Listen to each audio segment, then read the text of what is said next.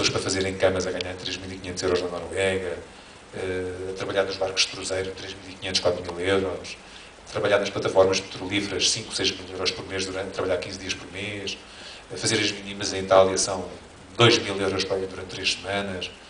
Tudo isto já fiz, já estive lá, já sei como é que é, e continuam todos à vossa espera para vos darem empregos, seja sazonais, sejam definitivos. Mas a questão fundamental é, a questão é sempre a mesma e é com esta que eu termino, que é, tudo tem que começar por vocês se conhecerem, por saberem o que são, por saberem do que são capazes, por saberem as coisas de que fazem felizes, que vos fazem felizes. A partir daí desenham um objetivo. A 5 anos, a 10 anos, a 15 anos.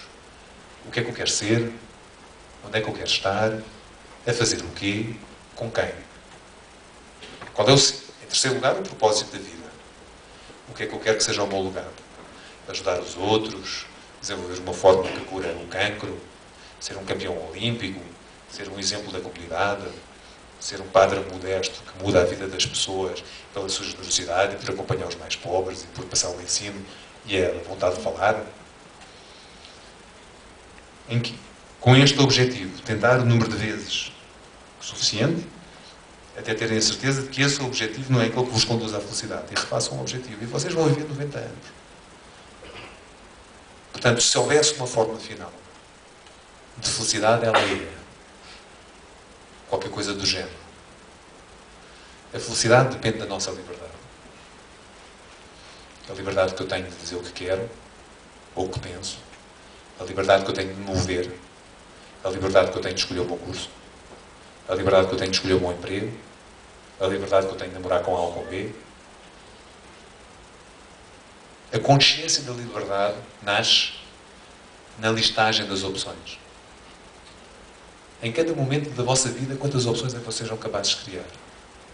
Voltando ao Wilson. O Wilson pode ficar em Manteigas ou sair de Manteigas. Se sair de Manteigas, pode ir estudar ou trabalhar. Pode sair com ou sem dinheiro. Pode sair à boleia ou de autocarro. Pode ficar em Manteigas. Pode continuar a estudar. Pode continuar a estudar e começar a trabalhar. Pode começar a aprender chinês. Pode conhecer melhor o seu país. Quanto mais opções vocês tiverem, maior a vossa percepção de liberdade e, portanto, maior a felicidade. Como é que nós construímos as opções? Aprendendo. Aprendendo sempre. Aprendendo com tudo. Lendo jornais, lendo livros, lendo revistas, indo ao cinema, indo ao teatro, conversando com os amigos, sabendo ouvir. Não procurando ter razão. Procurando mudar de opinião. Estar atento ao mundo. Ler os rótulos dos shampoos e dos pacotes de arroz. Ver os cartazes da rua. Não tem que ler livros completos. Não tem que ler. Leiam os prefácios, as histórias dos autores, as sinopses, leiam uma parte dos capítulos. Leiam revistas de culinária. Leiam jornais desportivos. Acedam à internet em línguas diferentes. Quanto mais vocês aprenderem, mais opções são capazes de criar para o vosso futuro todos os dias, maior a vossa percepção de liberdade e, muito provavelmente, maior a vossa probabilidade de felicidade. E esta é a questão fundamental. Sobre negócios. Vocês farão aquilo que quiserem e podem contar com a minha ajuda, seja para as ideias, seja para gerar ideias, seja para microfinanciamentos, seja para abrir pontes. E eu respondo a toda a gente em menos de 48 horas. Obrigadíssimo pela vossa estimada atenção. E acho que provavelmente alguém quererá fazer alguma pergunta. Não sei se o Odete vos deu uns pouquinhos com as perguntas para fazerem. ou se ninguém tem perguntas, dizem, bom, isto é, não Forjados é tão bullshit que não há perguntas a fazer. Ou então ficaram tão esclarecidos e iluminados que já não têm dúvidas sobre o resto da vossa vida. Eu tenho ali para dar um momento. Alguém tem? Alguém quer fazer uma pergunta? Não. Estou a buscar aquelas. Não fui eu que fiz.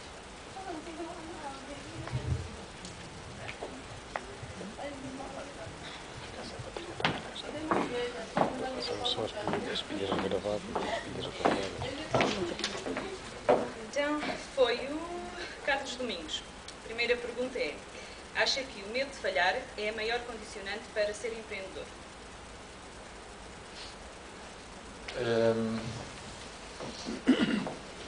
Sim, esta é uma boa pergunta. Em particular em Portugal, onde falhar não é a mesma coisa do que no mundo anglo-saxónico. Eu lembro-me sempre há uns anos atrás, o presidente do negócio dos detergentes da Unilever lançou uma forma para shampoos de detergentes de roupa, que era tão boa, tão boa, tão boa, que além da nódoa tirava a roupa também. Portanto, deixava um buraco no lugar da nódoa. 3 anos mais tarde, quando o presidente da empresa se demitiu, o Sr. Nado Fitzgerald foi chamado pelo número 1 da empresa. A razão é simples. A razão é como é que nós evitamos que haja uma bomba no avião. Qual é a melhor maneira de evitar uma bomba no avião? É levarmos nós próprios uma. A probabilidade de haver duas é próxima do zero. Não é? Empresas hoje como o Google, como o Facebook, não vos empregam se vocês não falharem. Não vos empregam. Além de não querem saber das vossas notas, querem saber quantas línguas falam. Não querem saber do vosso degree ou da vossa especialização. Querem saber em quantos países é que trabalharam. Querem saber quantos instrumentos é que vocês tocam.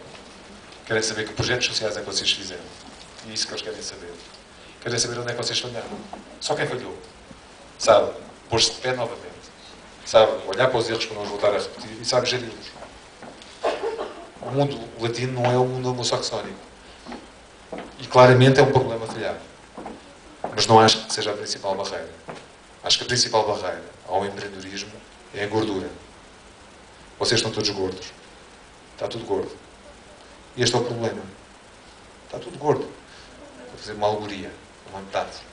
Porquê é que está tudo gordo? Porque o pequeno almoço do Wilson é igual ao do Belmiro de Azevedo. Ultrapassado um limite de sobrevivência, a vida de todos nós é muito igual. Vocês, enfim, talvez em Manteigas não seja tão igual como em Lisboa, onde o exemplo se aplica mais. Mas todos temos mais ou menos 3 refeições por dia. Todos vemos o jornal e o futebol do Benfica, do Sporting ou do Porto. Todos viajamos um bocadinho. Todos temos cartão multibanco. Todos temos uma peçazinha ou outra com uma roupa de marca. Se já temos tudo e não temos a coragem de pensar o nosso futuro e de sabermos o que queremos mais, nós não empreendemos e não arriscamos. Está tudo gordo. Portanto, o principal entrave ao desenvolvimento do empreendedorismo não é o medo de falhar, é a gordura. Se eu já tenho tudo, se vocês já têm tudo, para que arriscar? Para que trabalhar mais? A Bela, é o melhor exemplo. Não quer trabalhar mais, não quer estudar mais, não quer correr riscos, não quer comprometer o seu sistema de valores. Portanto, a Bela já é rica, como vocês todos, como nós todos. Já somos todos ricos. Estou, obviamente, a excluir daqui aqueles poucos de vocês que vivem num limite muito próximo da pobreza, sem 3 refeições por dia, sem TV cabo em casa, com frio, 120 pessoas há sempre 10, porque nós temos 1 milhão de pobres em Portugal atualmente. E, portanto, estou a excluir essas pessoas. Mas aquilo que é a vastíssima classe média portuguesa, constituída por cada vez menos pessoas, porque cada vez há pessoas mais ricas e mais pobres, e, portanto, a classe média que valia 8 milhões, hoje, se calhar, vale 7, e aproximamos dos 2 milhões de pobres. Essa vastíssima classe média vive um nível de gordura que lhes impede e lhes retira a vontade de procurarem a sua independência e perseguirem os seus objetivos. Esse é que eu acho que é o principal problema. A segunda pergunta, para acabar. Tive um professor na faculdade que, na primeira aula, disse algo do género: ninguém se convença que vai conseguir inventar algo novo e revolucionário. Basta procurar lá fora os bons exemplos e adaptá-los. Concordo plenamente. Não sei quem é as pessoas na universidade, mas se calhar fui eu. Não. Concordo plenamente. Esta ideia peregrina do governo português de pensar que na Universidade de Aveiro vão aparecer lá 2 génios científicos que vão desenvolver uma molécula numa universidade onde a biblioteca fecha às 5 da tarde, não tem dinheiro para pipetas e os cabos elétricos dos microscópios são desligados às 3 porque não há dinheiro para pagar as contas, é uma coisa absolutamente alucinante. Não é preciso inventar nada de novo e revolucionário. Aliás, o novo e revolucionário é um jovem que se zanga com a namorada, que decide castigar as mulheres e que faz um site para os homens avaliarem as mulheres e hoje vale 46 bilhões de dólares. Isso é o novo e revolucionário. O novo e revolucionário era um jovem que em Nova Iorque, no século XIX, No verão os perus estavam muito magrinhos, ele comprava os perus magrinhos, muito baratos.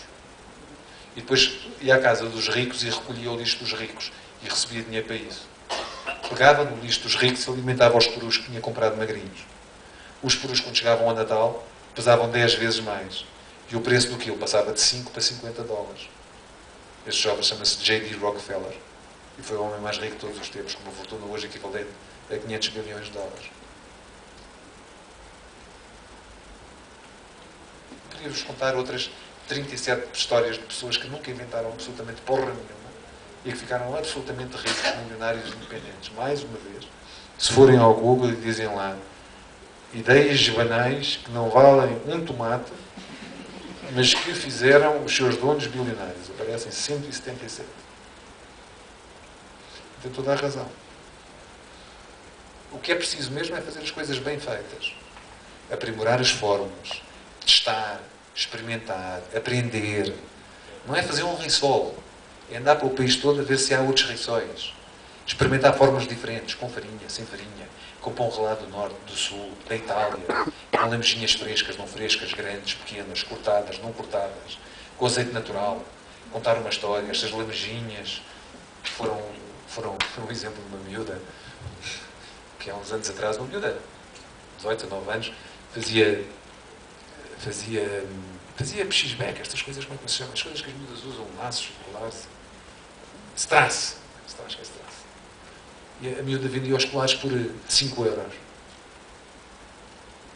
E os colares, cada colar custava 2 minutos, ela ia a um bazar, comprava as peças todas, as pedras roladas, pratas, lápis lazuli.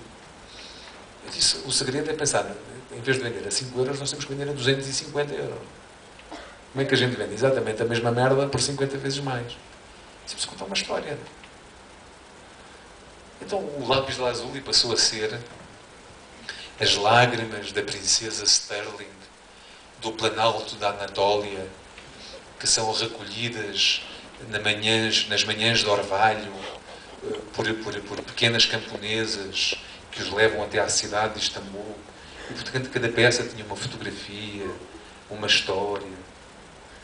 Os bocados de prata não eram bocados de prata, era esta prata, é uma prata de segunda escolha que vem das minas da África do Sul e representa o esforço dos trabalhadores mineiros africanos. E, portanto, cada peça tinha uma história. Todos os colares eram únicos e numerados, com certificado de autenticidade, vendidos numa caixa de vidro. Uma parte para um projeto social. Pegou nas lojas e foi a 3 lojas em Lisboa. Foi à República das Flores, uma coisa chamada Mudo, e uma loja chamada Santos da Casa em Santos. Em 2 semanas vendeu 20 colares, onde o mais barato custava 250 e o mais caro custava 320 dólares. Os colares tinham ainda 2 garantias. Primeiro, uma garantia de que nunca mais seriam repetidos.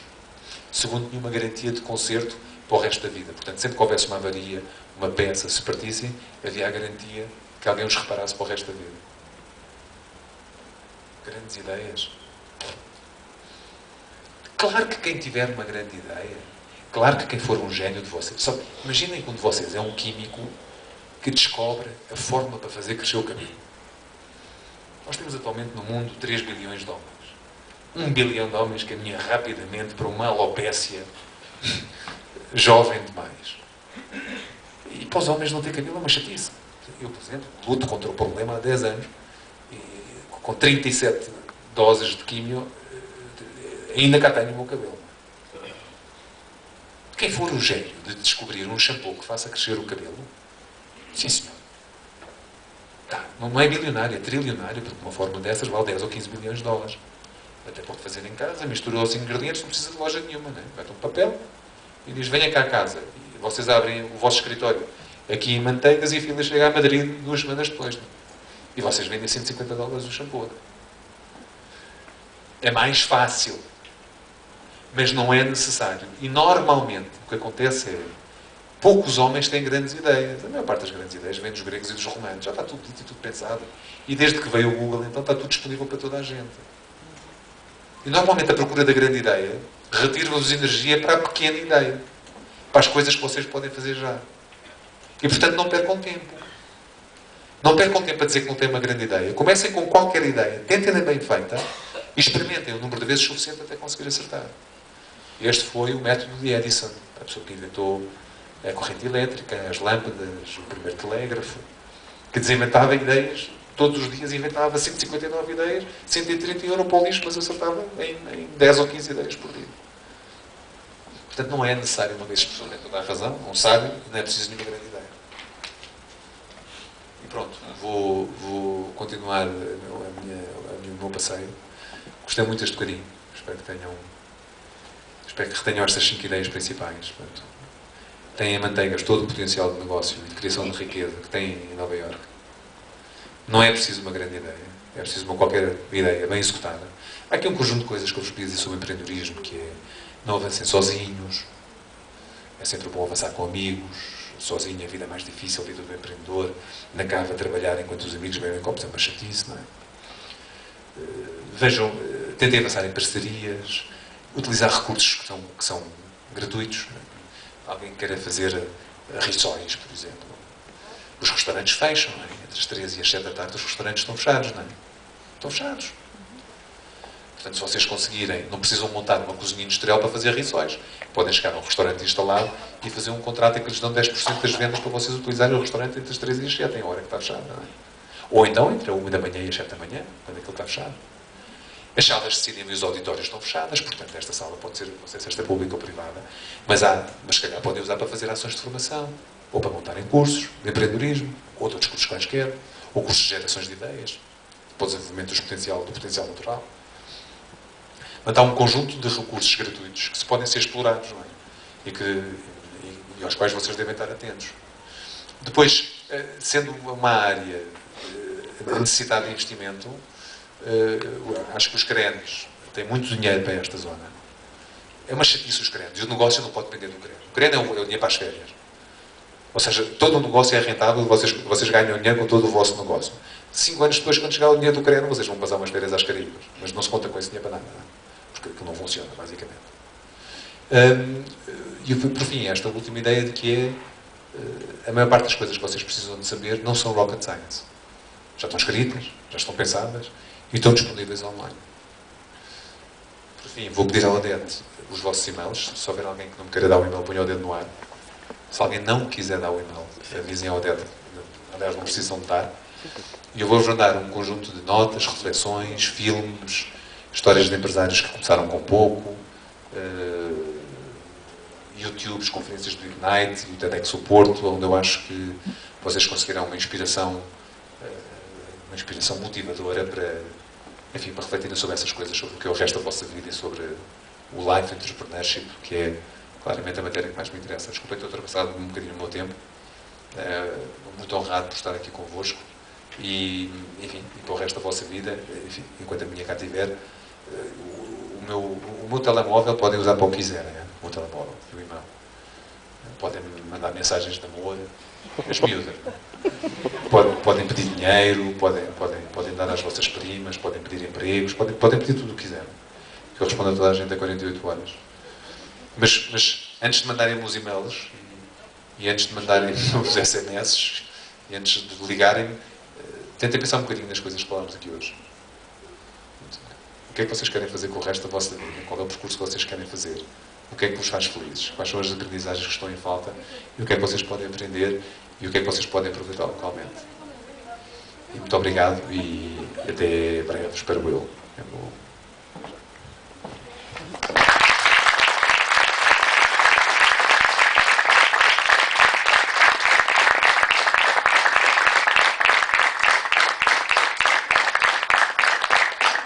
Obrigada a nós. E agora, como em manteigas, quem promete cumpre, tenho aqui uma coisa que não, foi a título gratuito, mas eu disse que nós éramos os melhores em cheetos e em queijo. Por isso, tem aqui uma pequena lembrança de nós todos. Está bem? Os amigos, eu não sabia que vinham, peço desculpa, mas acho que compartilha, está bem? Obrigada a nós.